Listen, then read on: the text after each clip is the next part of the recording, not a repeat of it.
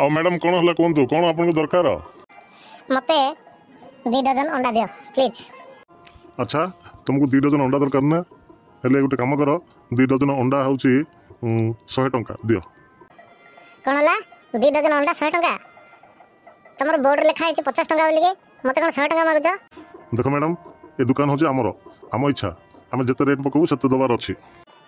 ତମେ ବୋର୍ଡରେ ଲେଖିଛ 50 ଟଙ୍କା, ମୋଠୁ 100 ଟଙ୍କା ନେଉଛ, ଏଇଟା ଠିକ୍ ନାହିଁ ତ। ଭାଇ ମୋତେ 2 ଡଜନ ଅଣ୍ଡା ଦେଲ। ହଁ 2 ଡଜନ ଅଣ୍ଡା ଦେବି, ହେଲେ 50 ଟଙ୍କା ଦିଅ, ମୁଁ ତୁମକୁ ଦେଉଛି 2 ଡଜନ ଅଣ୍ଡା। ହଁ ଭାଇ ମୋତେ ଦିଅ 2 ଡଜନ ଅଣ୍ଡା ଦିଅ, ନିଅ 50 ଟଙ୍କା ନିଅ, ମୁଁ ଯାଉଛି। ଏ କ'ଣ ତାକୁ 2 ଡଜନ ଅଣ୍ଡା 50 ଟଙ୍କା ନେଲ, ଆଉ ମୋଠୁ 2 ଡଜନ ଅଣ୍ଡା 100 ଟଙ୍କା ବୋଲି କହୁଛ, ଏଇଟା ଠିକ୍ ନାହିଁ ତ। ଏ ପ୍ରକାର ଭେଦଭାବ କରୁଛ କାହିଁକି?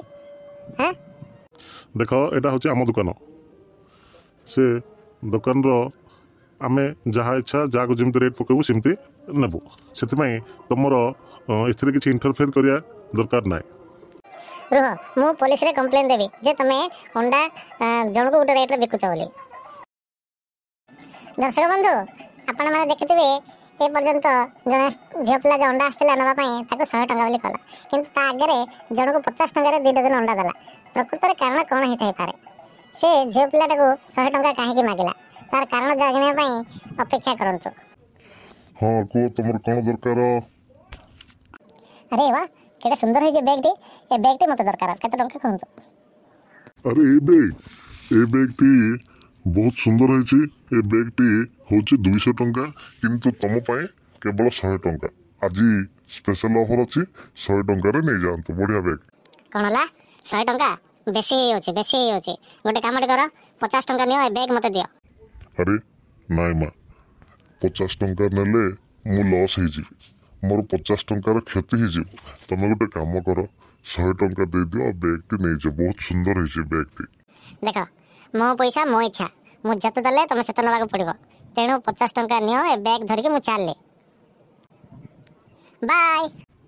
ଆରେ ଏ ଝିଅ ତ ମୋର 50 ଟଙ୍କା ଲସ୍ କରିଦେଲା, ମୋର 50 ଟଙ୍କା ଠକିକି ମୋତେ ଚାଲିଗଲା। କ'ଣ ହେଲା ବାପା, ତୁମେ ଦୁଃଖରେ କାହିଁକି ଅଛ? କ'ଣ ହେଲା କୁହ?